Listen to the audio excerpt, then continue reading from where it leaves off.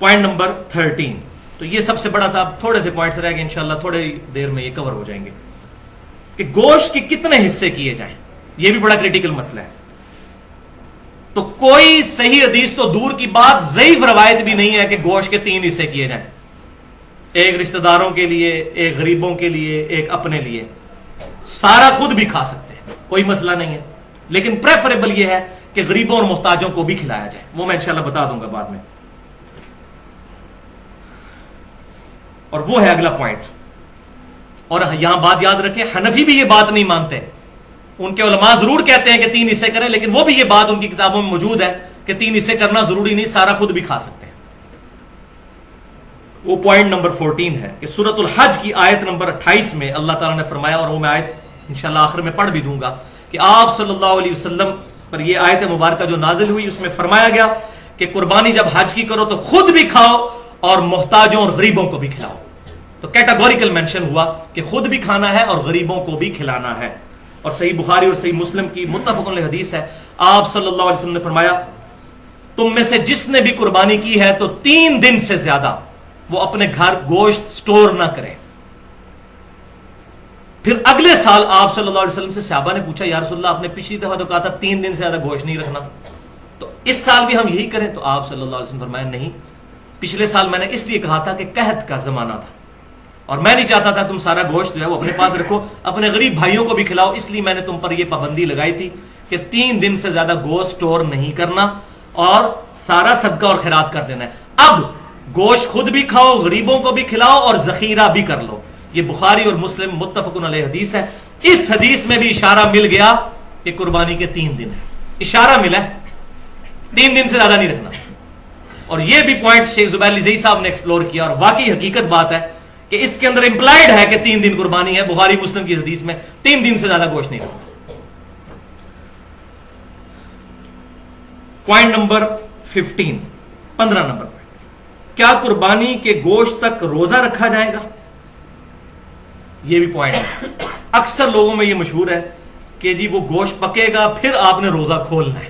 دیکھیں اندازہ کریں, حالانکہ میں پہلے بھی بتا چکا کہ بخاری اور مسلم کی متفق علیہ حدیث ہے کہ 2 دن تو روزہ ہے ہی نہیں ہے, عید الفطر اور عید الاضحیٰ. اور صحیح مسلم ہے کہ یوم تشریق بھی کھانے پینے کے دن ہے, ان میں بھی روزے سے اوائڈ کرنا چاہیے, کھانے پینے کے دن. یہ پتہ نہیں مسئلہ کہاں سے نکالا. البتہ ایک بات ضرور ہے, وہ جامعہ ترمذی میں ہے صحیح سند کے ساتھ, کہ آپ صلی اللہ علیہ وسلم نے فرمایا کہ جو عید الفطر کے لیے آپ صلی اللہ علیہ وسلم جب جایا کرتے تھے تو آپ صلی اللہ علیہ وسلم گھر سے کچھ کھا کر جایا کرتے تھے چھوٹی عید کے لیے, اور بڑی عید کے لیے جب آپ صلی اللہ علیہ وسلم جایا کرتے تو بغیر کھائے پیے جایا کرتے اور واپسی پر آ کر کھایا کرتے. اس میں یہ موجود نہیں کہ وہ گوشت پکا کے کھاتے تھے, بس یہ کہ واپسی پر آ کر کھاتے تھے, یعنی جاتے وقت کچھ نہیں کھانا. البتہ یہ ضرور ہے کہ اگر جلدی قربانی ہو جاتی ہے بالکل ارلی ان دا مارننگ, تو سب سے بہتر یہ ہے کہ آپ اسی گوشت کے ساتھ ناشتہ کریں. لیکن وہ قربانی ہونی ہے 2 دن, دوسرے دن اگر آپ کو ٹائم دیا ہوا ہے کسی مدرسے والے تو 2 دن کا روزہ رکھیں گے, تو یہ عقلی طور پہ ہی غلط ہے بات. دیکھیں نا, عقل میں نہیں بات بیٹھتی. یہ ہو گیا وہ الزامی جواب جس کو پنجابی میں پھکی کہتے ہیں. تو جس کو تیسرا دن ملا تو وہ بندہ ہی مارا جائے گا عید کے چکر میں. تو یہ بات سمجھ لیں کہ عید کے بعد کھانا, یعنی عید سے پہلے کھانا نہیں, عید کے بعد آ کر کھائیں. تو یہ نہیں. ہاں یہ ضرور ہے الحمدللہ صحیح مسلم میں مولا علی رضی اللہ تعالیٰ عنہ 100 اونٹ لے کر آئے یمن سے حج کے موقع پر. صحیح مسلم میں وہ ڈیٹیل حدیث ہے.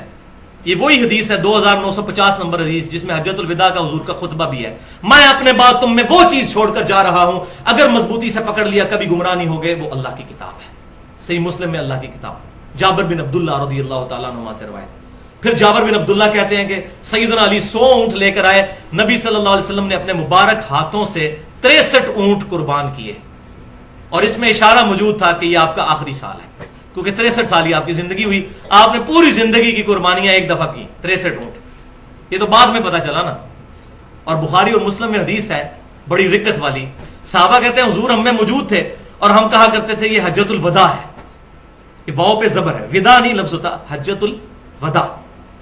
لیکن ہمیں اس وقت نہیں پتا تھا ہم اسے حجۃ الوداع کیوں کہتے ہیں, حالانکہ الوداع ہی تھا. تو بعد میں پتا چلا یہ حجۃ الوداع کیوں ہے, آپ صلی اللہ علیہ وسلم کا وہ آخری سال تھا. تو حجۃ الوداع کے موقع پر آپ صلی اللہ علیہ وسلم نے 63 اونٹ اپنے مبارک ہاتھوں سے قربان کیے, اور پھر 37 اونٹ سیدنا علی کو کہا کہ تم قربان کرو. تو سیدنا علی نے وہ 37 اونٹ قربان کر کے 100 کا ہنسا پورا کیا. پھر جابر بن عبداللہ کہتے ہیں آپ صلی اللہ علیہ وسلم نے حکم فرمایا کہ ہر اونٹ میں سے ایک ایک گوشت کی بوٹی لی جائے 100 اونٹوں میں سے, اور پھر اس کو ایک دیگ میں پکایا جائے. یعنی 100 اونٹوں کی ایک ایک بوٹی لے کر وہ پھر دیگ میں پکائی گئی. پھر گوشت اس کا تیار ہوا تو جابر بن عبداللہ کہتے ہیں پھر ان دونوں نے بیٹھ کر کھایا. کس نے؟ نبی صلی اللہ علیہ وسلم اور سیدنا علی رضی اللہ تعالی. تو لیکن یہاں پر یہ کریٹیکل مسئلہ بھی سمجھ لیں کہ اونٹ کا گوشت کھانے سے وضو ٹوٹ جاتا ہے. یہ صحیح مسلم میں حدیث ہے. آپ صلی اللہ علیہ وسلم نے پوچھا گیا یا رسول اللہ صلی اللہ علیہ وسلم ہم بکری کا گوشت کھا کر وضو دوبارہ کریں؟ فرمایا مرضی ہے, کر لو, ٹھیک نہ کرو تو کوئی حرج نہیں. پھر پوچھا اونٹ کا گوشت کھا کے, فرمایا کہ اونٹ کا گوشت اگر کھاؤ تو پھر وضو دوبارہ کرو. اس میں وہ جو ایک عجیب سا قصہ مشہور ہے کہ وہ کسی صحابی کی ہوا خارج ہو گئی تھی تو آپ نے فرمایا جس نے اونٹ کا گوشت کھایا وہ جا کے وضو دوبارہ کرے. وہ روایت کوئی ثابت نہیں ہے. اس میں تو واضح صحابی خود پوچھ رہے ہیں کہ بکری کا گوشت کھا کے, فرمایا نہیں کرنا. اونٹ کا گوشت, فرمایا کرنا ہے. تو اونٹ کا گوشت کھانے سے وضو ٹوٹ جاتا ہے. وضو, غسل, تیمم اور طہارت کے مسائل پر میری پوری گفتگو ہے اہل سنت پاک.com پر, مسئلہ نمبر 42 کے نام سے 2 گھنٹے اور 20 منٹ کی, اس میں نے ڈیٹیل کے ساتھ احکام بتائے ہیں. اب الحمدللہ 5-7 منٹ میں یہ آخری 2 پوائنٹ کور ہوں گے اور ہماری یہ گفتگو الحمدللہ کنکلوڈ ہو جائے گی. Point number 16, second last point, کھال کا مصرف کیا ہونا چاہیے؟ کیونکہ کھال تو بڑی مصیبت بن گئی ہے.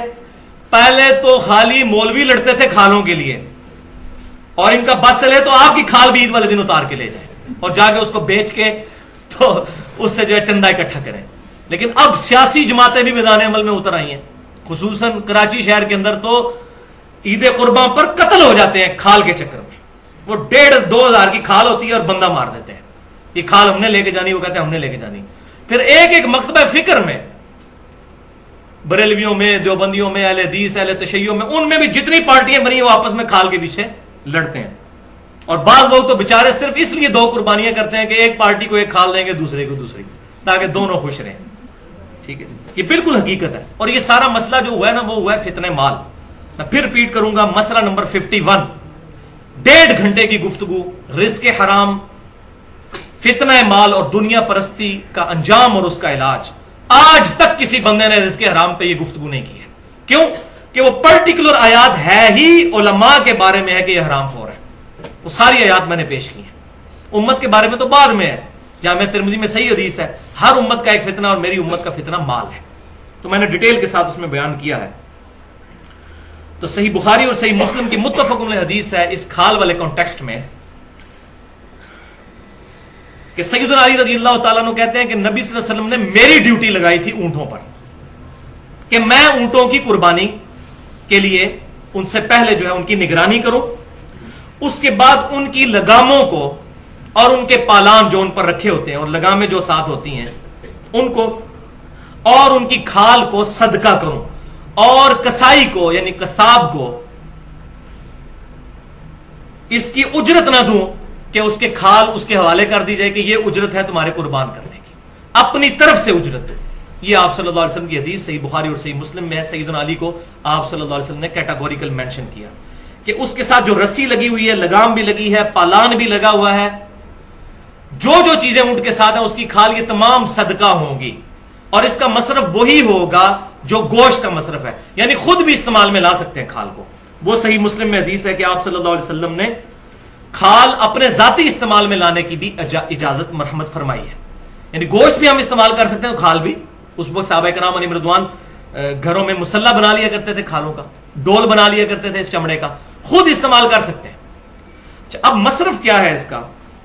تو بھائیو پہلا مصرف تو یہ ہے کہ غریب رشتہ داروں کو صدقہ اور خیرات کیا جائے, کیونکہ قرآن پاک میں سب سے زیادہ زور جو ہے وہ رشتہ داروں سے حسن سلوک ہے.